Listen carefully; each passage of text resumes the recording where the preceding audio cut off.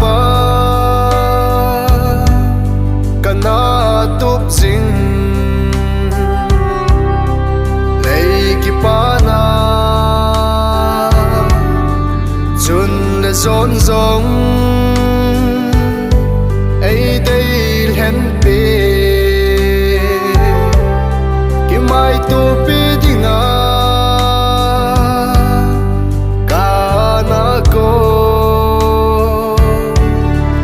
ai khel pi tai Christian ama dei zo bo dingin ka ki pan ne anong zui di kisi lâu dia kisi kahi đông tròn po nghe kadam sung in ken thấy giống lên đôi quay po nghe u sinh in nghe the cross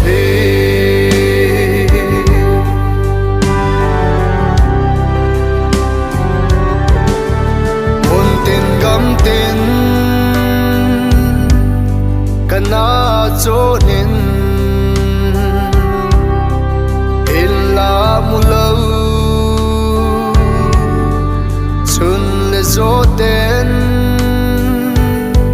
ai đây sa nào Krista sao lo va lol hình dấu lâu ca hết trên tay tun vàng ama đây gió bo ta nghe ka ki pan ne anong zui di kisi lâu dia kisi kahi đông tròn po nghe kadam sung in ken thấy giống lên đôi quay po nghe u sinh in nghe the cross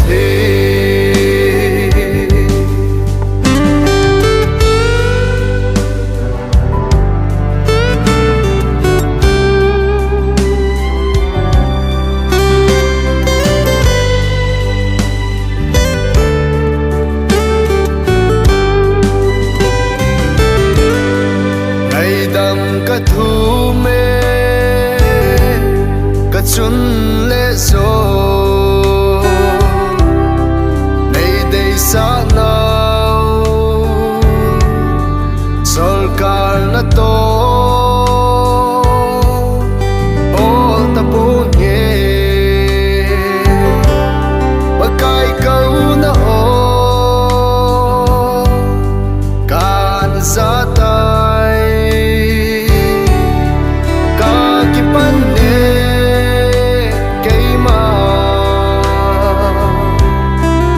cái na zo tông ta nghe ka ki pan ne anong zui di kisi lâu dia kisi kahi đông tròn po nghe kadam sung in ken thấy giống lên